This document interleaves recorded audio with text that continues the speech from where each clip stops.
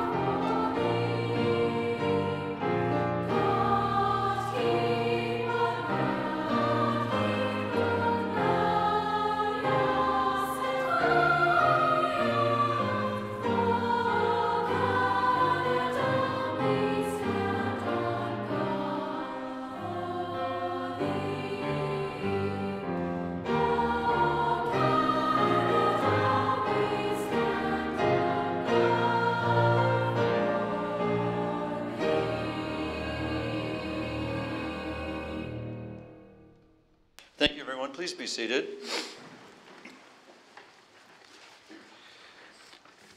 Now, as is our custom, I will give our opening prayer, followed by a moment of silent reflection, and then we'll begin the meeting proper. God grant us understanding and patience, that justice, truth, and honesty may be evident in our decisions. Make us mindful of the needs of the people throughout the town of Oakville. Help us govern with the wider community in mind, and so create in us a desire for progress and responsible action. We ask this in your name. Amen.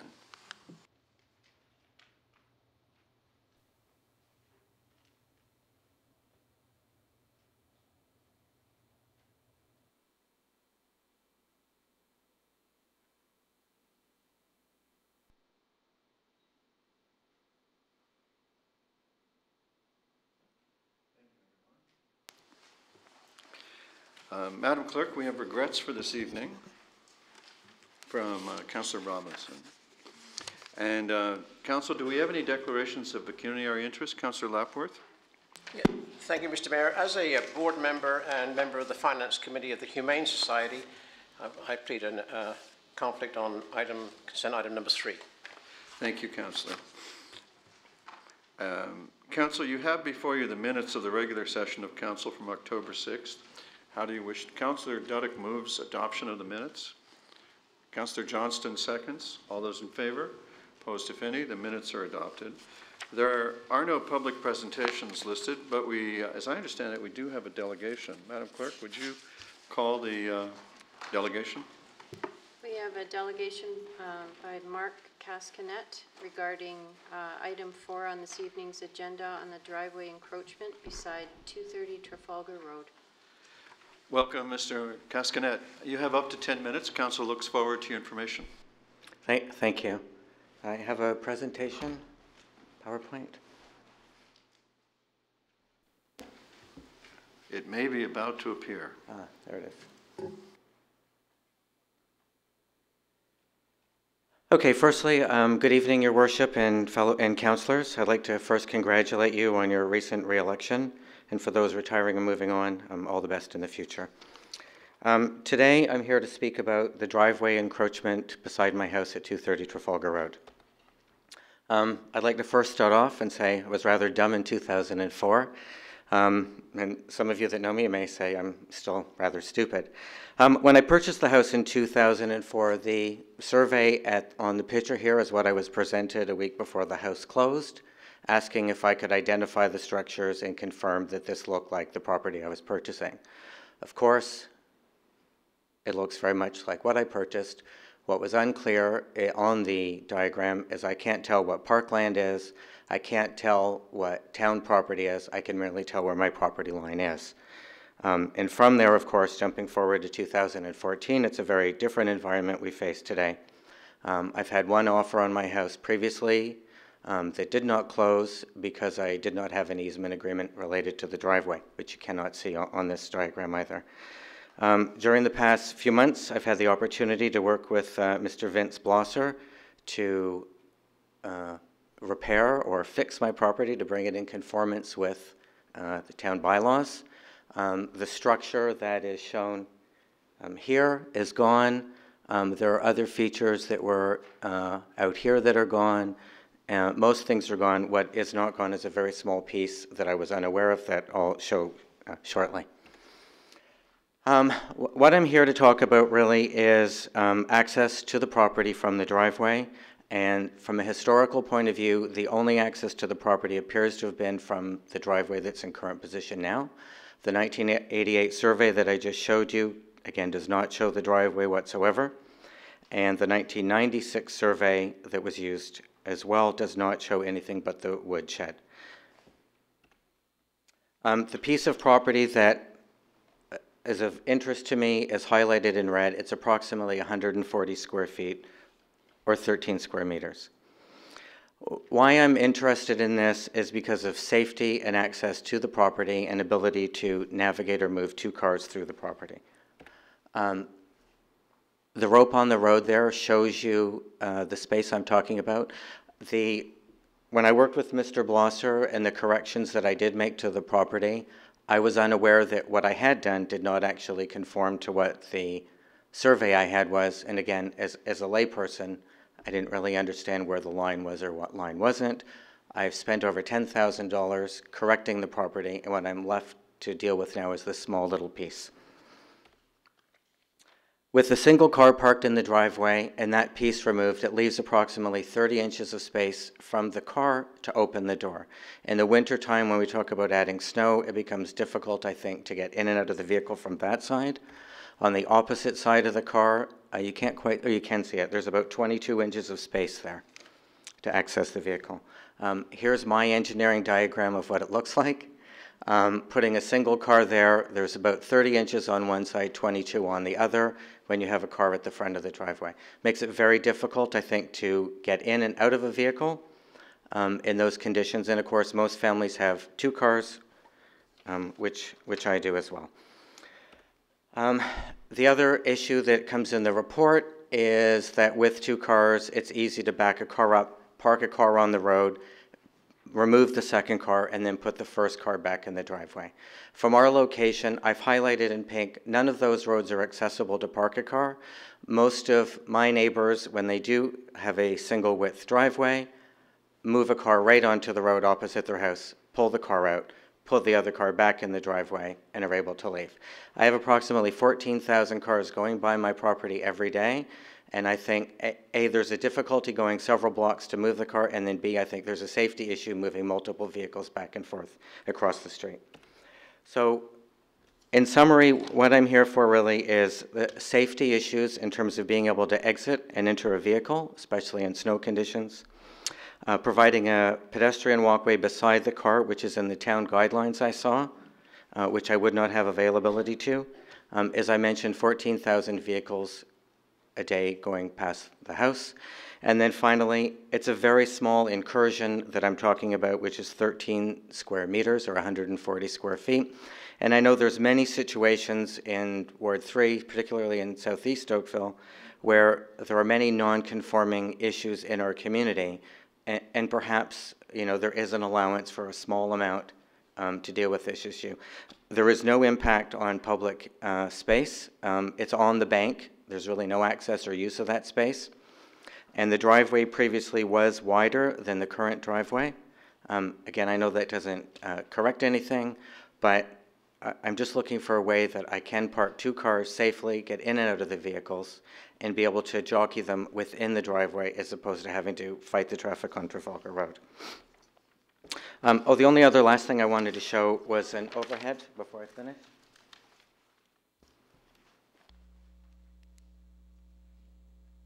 There it is. That's the property from, I guess, your GIS diagram.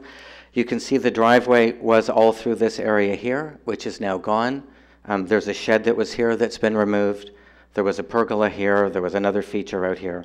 All of this has been removed from the property, and it's really just this little tiny sliver right here. Thank you. Thank you very much for your information. Are there questions for Mr. Cascanet? Councillor Khan and Councillor Elgar and Councillor Giddings. Thank you very much. You said that the driveway was wider than it is now. Can you explain that, and how long was it in that state? When I first bought the house, the driveway was actually the full length of the property. There was no exit on the property, and it was wider as well.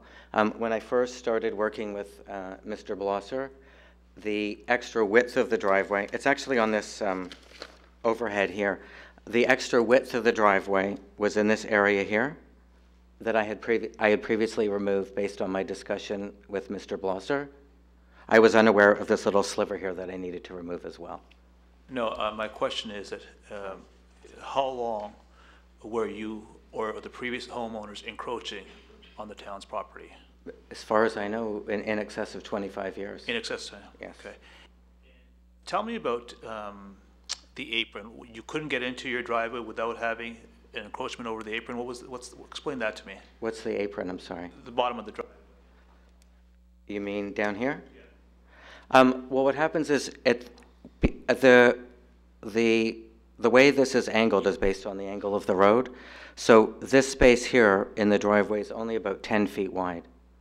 So by the time you park a car there and then you try to exit on both sides of the car, you have less than 25 inches on each side, which is difficult. It's okay in the summertime. In the wintertime, you would end up on the grass. Obviously, there's snow to remove. I end up removing the snow. I end up walking on the grass anyhow. Is it safer to walk on the grass and fall, or is it safer to have a little bit of stone there in order to exit and enter the vehicle? Councillor Elgar. Thank you. Similarly, with the slide you have up there right now, you're telling me there's no room for 2 cars in the area that you will be allotted if in fact you do not get the extra amount you're looking for? Because when you look at the bend there, it looks to me like it's wide enough for 2 cars for sure. No, I agree. You can park 2 cars back to back in tandem, no problem. Yeah. My concern related to doing that, of course, is when most people are, I guess it's car jockeying, where you drop a car out onto the road so you can move the first car out. I really have nowhere in the vicinity here that I can put my car in order to then go back and retrieve the first car to move it out. Based on my other slide, I'd have to go and park either at the curling club, which is not a public parking lot, or I'd have to go a couple of blocks south to park the car. Well, if you take a look at the cars that are on there, and if you had a little cutout and you slid the car back, there's no way you can get around without driving a car to another street? I tried it. I could not do it. It's not that wide. It's only 10 feet wide here. If I have a second car here, I put the first car here. That's exactly where your finger just went. And then I end up backing up onto the grass in order to make a 3-point turnout. Well, anyway. I can do that. Because when I look at this, it looked like it could work where if you backed your car up and more in the curve area where it's quite a bit wider. How wide is the frontage there yes? In here, I didn't measure it. Well, it's certainly an awful lot more than 30. It's 30 or more feet for sure. When you look, you're saying that's 10 feet. It's more than 30 there. This is 10 here. Yeah. I don't know, 25 feet. I don't know. Yeah, for sure. Okay, thank you. Thank you, Councillor Elgar. Councillor Giddings. Thank you. Mr. Cascanet, there's no parking on Trafalgar in front of your home? No, I wish I could just park a car and then move it. And so backing out is problematic, I assume, with the curve? I have backed out in some situations where, especially in the wintertime, last winter, for example, we had a lot of snow. I lost quite a bit of the driveway to snow, and I was backing out onto the road, yes. And you can see this is a bit of a blind man's curve here. It's very difficult backing out onto the road. All right. If you took your pen, I'm just curious in terms of the encroachments that you've already removed. You said there was something in the front of the house that is or was on the town road allowance? There was a pergola here and a water feature here that I've removed. And on the driveway portion, what has been Here, there was a shed that had been there when I bought the house. It actually had a cement pad and everything with it. I had assumed wrongly or rightly that when the house was built, I guess 35 years ago now, that this was built with the knowledge of the town when they were doing the inspections and reviews of the house. There was a small shed here as well, and there was electricity up here on the sign. All of that has been removed from the town's property as well. So there was never a driveway directly in front of the house? That wasn't the original? There was no exit or entry out of the property from the front of the house now. And that interlock, you've removed part of? All of this here I've removed of interlock. So we've got two lines showing on there. One's a property line, one's a road allowance, I assume, or did you add those to it? I didn't add it, but I spoke to Mr. Blosser. I believe the white line is the road allowance line, and the stuff behind that is parkland. Yeah. And So that sliver, or that wedge would be the 140 40 square feet. Square feet, all right, thanks. Thank you. Thank you very much, Mr. Cascanet, for your information. Thank you. We'll deal with the matter later in the agenda tonight. All right, Council, you have before you your 3 consent items, and Councillor Lapworth, having declared a conflict on item number 3, will have to consider that separately. Councillor Adams? I'd move all 3 items. Councillor Adams moves all 3. They're seconded by Councillor Elgar. And we'll call the vote on 1 and 2, and we'll call the vote on 3 separately so that Councillor Lapworth can be recorded as not participating. All those in favor of 1 and 2? Opposed, if any? 1 and 2 are carried. Councillor Lapworth pushing back from the table. All those in favor of item number 3? And those opposed? Item number 3 is carried. Councillor Lapworth not voting. Council, that brings us to the discussion item that we just heard about, and the chair is looking for leadership from one of you. Councillor Giddings? Thank you, Mr. Mayor. Question for staff in terms of the area beside 230 Trafalgar Road, whether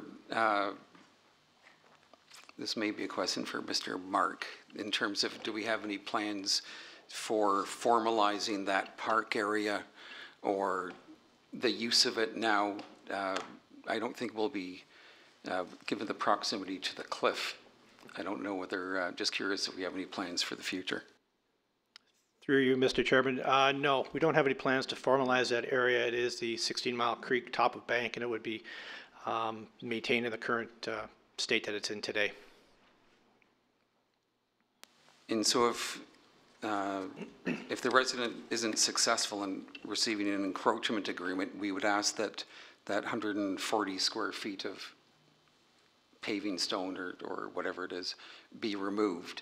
Is that correct? That's correct. And do we have any plans on fencing or formalizing that? I'm just curious, if it's removed, it'd probably still be tempting to use that area. It might be tempting to use the area. We don't have any plans at this point in time to fence it off, but that certainly is within our ability to do. We do fence parkland on an ongoing basis, but I think the disturbance in terms of installing the fence across the top of bank might be not in the best thing to do. So at this point in time, we don't have any plans to fence the area. All right, thank you. Councillor Giddings? Councillor Demoff, I'm sorry. My question is for you as well, Chris. Given that that's top of bank, would this even be allowed, given all the rules that conservation has about what's allowed and what is not allowed top of bank? So even if we did want to do this, is this something Conservation Halton even allows? Certainly, it would be within the purview of Conservation Halton within the setback of the 16 Mile Creek. If it was formalized into an encroachment agreement, I think Conservation Halton might have some concerns about it or a raised eyebrow to this type of use of the top of bank, especially of the 16 Mile Creek. It is a naturally sensitive area in ESA, so it's frankly one of the jewels we have in our parks and open space system. I just know all the issues we went through with Anderson Parkette just to allow plantings at the top of Bank, it would surprise me that Conservation Halton would allow, if they knew about it, interlocking brick along that section of the bank. Okay, thank you. Councillor Elgar? Thank you very much. I believe my question would be of Mr. Blosser, and it's related to being a precedent-setting case. Are you aware of any other areas where this has been approved by the town or town council for such an extension?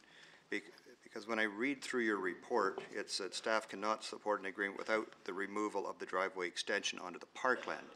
You're already allowing them to drive on the apron portion. That's even an exception to the rule. Is this a common thing that we would do?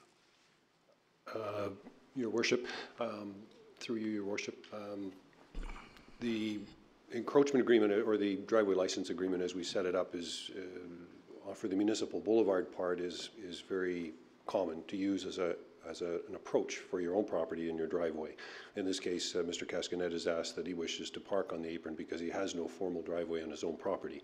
I'm not aware of any scenarios where we allow in Oakville for parkland to be used for private driveway use, if that's your answer to your question. This would be a precedent-setting case then? Yes, yes. Thank you. Thanks. Councillor Adams?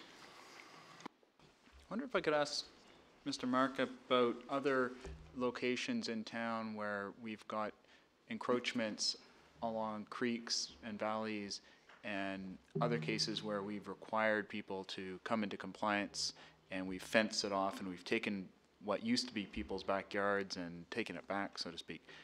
Have we, in any of those cases that you've dealt with, given away the town land, I'll call it? Through you, Mr. Chair, certainly we have been diligent in suggesting to council not to approve formal encroachment agreements for town parkland. As these become known to us throughout the town, we do our best to get them removed on cooperation with the resident. If not, then we will bring these forward to council. As we did about 3 months ago here, we had an encroachment down in Ward 2 where that did result in installing chain link fencing and removing about a quarter of the rear yard of a couple of residents' homes. So as these are brought to our attention, we do go out and we do try and work with the resident to remove the encroachment, but if not, we have brought those forward to council. So I'm not aware of any permission that we've granted for official occupation in terms of use of parkland. Parkland's acquired for the general community and for all the taxpayers of Oakville. So that's how we've always treated it in terms of not permitting encroachments. And that's, I think, always been my experience along Morrison Creek, for example, right along behind Town Hall here. There were a number of cases where we have over the years taken back parcels of land that were being encroached upon. That is correct. Okay, thank you very much. Councillor Bird? Yeah, the issue, as I understand it, is on part 3, the 130 feet, and whether the pavers sort of imply ownership or special privilege on the property. Is that correct? So if you move the pavers, I don't think we're going to go down there and sign your misuse of the town park. As I'm hearing, it's just the issue of formalizing the pavers. Strange as it seems, implies that his driveway is now exclusive use to himself, notwithstanding it's on town public property. Is that the problem? Certainly the installation of the pavers lends one to believe that the area is private property and used for their personal use, and that is a concern to us, absolutely. Now, the second issue is the date of this encroachment in old rules versus new rules. If memory serves, this house predates the Conservation Authority or the 16-Mile Creek, I believe it was when it started off, back after Hurricane Hazel. It was there before. Is that correct? Like, that was the footprint of some of those homes. They're clearly in the setbacks from top of bank. They wouldn't probably be built today. What's unique, if I recall, in this property, there was a fire and it was rebuilt. The house was rebuilt, I believe, by a Dr. Riley a number of years ago. But during that rebuild, he built on the previously footprint. of the original house, which gives you this idea that it doesn't comply with the top of bank setback. Is that fairly correct? And also that it's unique how we came into ownership, the town, Parkland. We didn't buy this. How did we acquire this piece of property in the first place? Like, we made it legal non-conforming ourselves by taking ownership to a piece of parkland that previously didn't exist. Through you, Mr. Does Chairman, anybody- I don't have any recollection of how we acquired the town parkland. I believe it was probably dedicated to us at some point in time in the past. I do agree with Councillor Bird that in today's rules and procedures, that house would likely not get a permit to build such as they have Right. today. But all I can do is work within the existing protocol and guidelines we have today established by Conservation So what Council. I'm getting at, there's a lot of precedents how the house is there. What we're sitting here tonight, as I see, a new precedent. Because of the convenience, I would like to fill the doors. I've only got 10 feet, I'd like 15 feet, that by creating the look of pavers on public property that are in theory private, and you're saying if he removes that, he's still got snow storage and all this other things, he just doesn't have, he'll have a little notch in his driveway. Is that correct? Through you, Mr. Chairman, that's correct. Okay, thank you. Councillor Khan, were you next? Mr. Marks, just following up with what Councillor Bird was saying, do you know how old the property was before the apparent fire that burnt the house down? Through you, Mr. Chairman, no, I'm not aware of the age of the dwelling. Do you know, and maybe council can help us, was it under the land registry system at one point, or is it now? That I'm not sure. Our engineering section may know that. Through you, Mr. Chair, sorry, could you clarify the question? Is it under the land registry system? I think council might be able to answer this question. There is a land, the property is registered in the Milton Land Registry system. All right, and when did we first become aware of this encroachment? Last fall, Mr. Cascanet came to us to discuss the encroachments that he had on his property and wanted to resolve them in some way. Be it his primary concern was the driveway, and we discussed all those things. And do we have any records or understandings of how long this encroachment has occurred for? All I have available to me is our GIS records, and when I go back to the 1999 ortho photo, it shows a driveway that comes in a similar fashion, and it extends all the way across the front of his house and stops at the south limit of his house. So he had a much longer driveway apron within the municipal boulevard at a previous period of time. So even at 1999, there was encroachment, and you don't have any records going further back to see if there was an encroachment even earlier? No. Okay, at the appropriate time, Your Worship, I'd like to go into camera. Because he ended up. Are there other questions? Councillor Graham? Just quickly, I understand part of the staff's argument is that along with everything else, there might be a need to extend the sidewalk at some point. And I believe it ends at Palmer at this point on that side of the road. My question essentially is, we are talking a lot more about getting people to walk around areas, and having a sidewalk on both sides of the street would be good, but are there any plans on the books to actually extend the sidewalk from Palmer north? Through you, Your Worship, there are no current plans to build a sidewalk on that side of Trafalgar Road. The licensing of the apron and the encroachment will frustrate our ability to provide a walkway facility there one day, but the proposed license agreement with Mr. Cascanet would provide, or registered on title, would provide the town the opportunity to withdraw it within 60 days' notice. So if we ever needed to have the apron removed, we could have so. I think, if I may, what may be missing from the, Mr. Cascanet has been extremely cooperative. He approached us. He removed several encroachments on the right-of-way throughout the last several months. And our understanding was that the encroachment onto the parkland was going to be removed. And as such, we were prepared to offer the license agreement for that portion of the apron that is on the Trafalgar Road right-of-way in front of the parkland. But what I think is missing here is that there is an opportunity, if, and unfortunately at some cost to Mr. Cascanet, there is an opportunity to extend the driveway southerly and crescenting it, sorry for using that, we could have a crescent driveway back in front of his driveway. He could actually get out going forwards if he really wanted to. We would permit that to happen across the frontage of his property. He has the width, the frontage. I think that's an important thing that you need to keep in mind here. There is another way out if he desires to.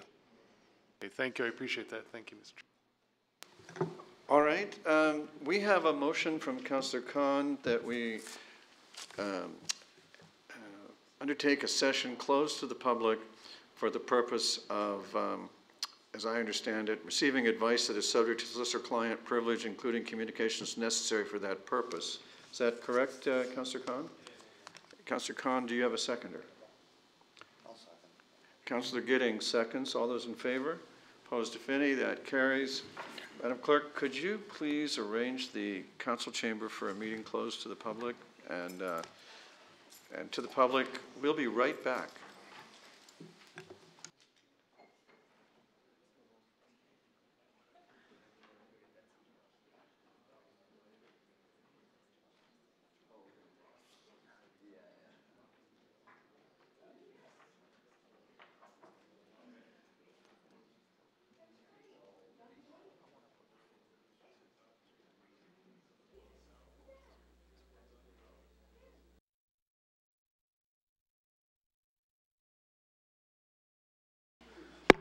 All right, council now resumes its meeting, having repaired to a session closed to the public for the purpose of receiving advice subject to solicitor-client privilege, including communications necessary for that purpose.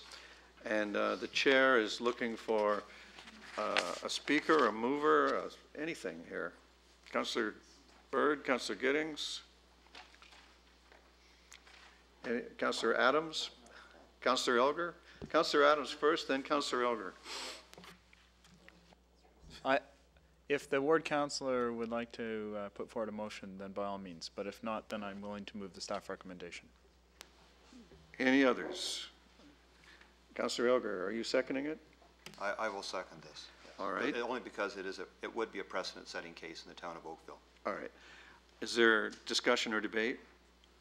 I'll call the question then. All those in favor? Opposed, if any, and that is carried.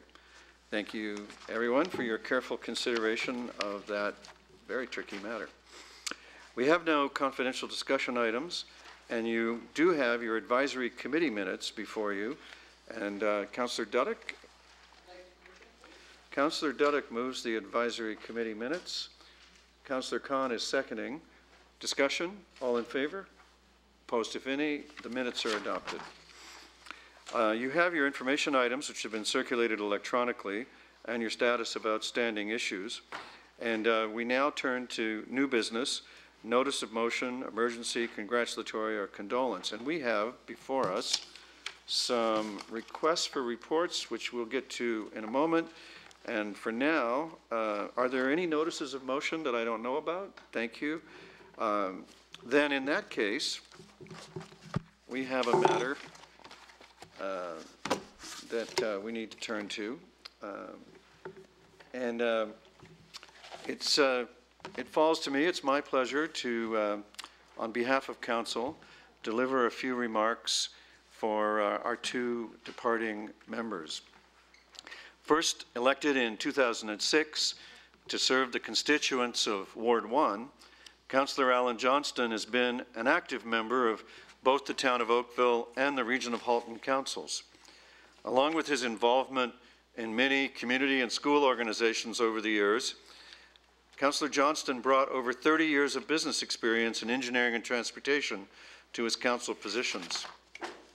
Alan was raised in Scotland and immigrated to Canada as a young man, but he never stopped playing the role of thrifty Scot for our council, a role that we all greatly appreciated.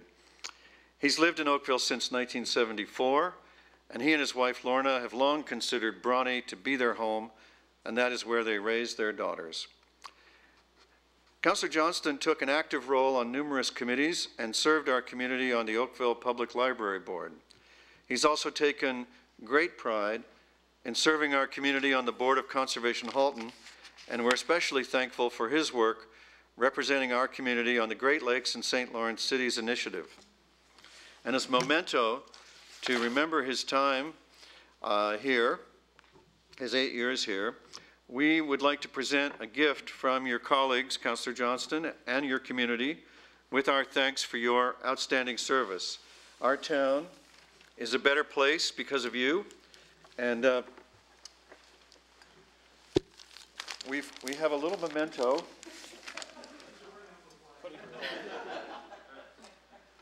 And it's obviously wrapped. It's Bronte themed. Thank you very much. Picture of the man.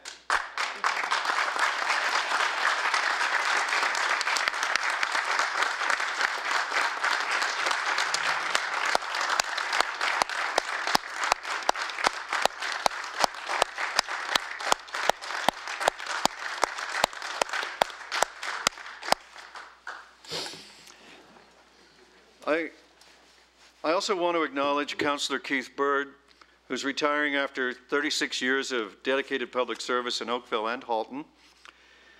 Born in St. Catharines, but we've never held that against you, Keith. Councillor Bird has lived in Oakville since 1969 with his wife, Gail, and his son and daughter. Councillor Bird has been a long-standing member of both the Town of Oakville and the Region of Halton councils, and he served admirably and at great length on the Police Board, the Conservation Authority, and the Downtown Business Improvement Association. Some of Councillor Bird's achievements include his work towards preserving the town's heritage, especially purchasing and restoring Ercliffe Estate, expanding Oakville's parkland, acting to limit billboard signage in our community, improving transit and traffic, and establishing infill policies for Oakville. Oakville residents elected Councillor Bird so many times because they trusted him to act on their behalf, and he repaid their trust with hard work and professionalism. And Councillor Bird, I'd like to add that over the years I've come to believe that if you don't remember something, it probably didn't happen. And we have a gift for you to remember your service by that is themed according to an area that we understand to be near and dear to your heart, an important part of the region of Halton. And we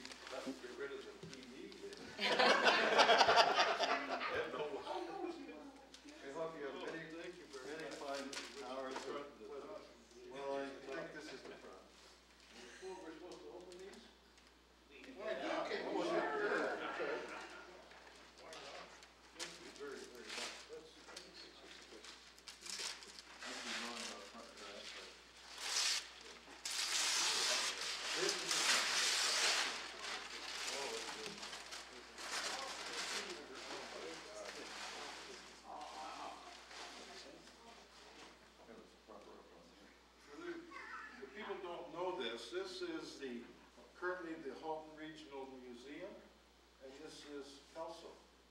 This is Muskie Hill. But you're Glen Eden. So Glen Eden Park. Thank you very much. That is really beautiful.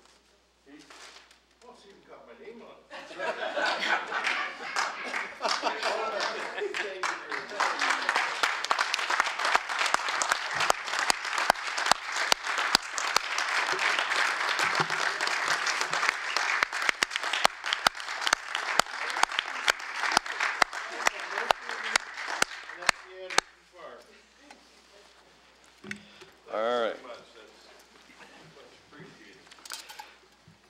Council, that brings us to our requests for reports, and you have them in front of you. And the only change is that the road corridor noise abatement procedure for town roads report request will be moved by Councillor Johnston and seconded by Councillor Elgar. And I wonder if I could have a mover and, I'm sorry, I'll call the vote on the first one, moved by Councillor Demoff and seconded by Councillor Duddock, the maintenance of vacant properties request. All those in favor? Opposed, if any? And that's carried. And now I'll call the vote on the road corridor noise abatement procedure. All those in favor? Opposed, if any, and that is carried as well. I wonder if we could, for the sake of the minutes and for the sake of the memory of our colleagues, have Councillor Johnston move and Councillor Byrd second the consideration and reading of the bylaws.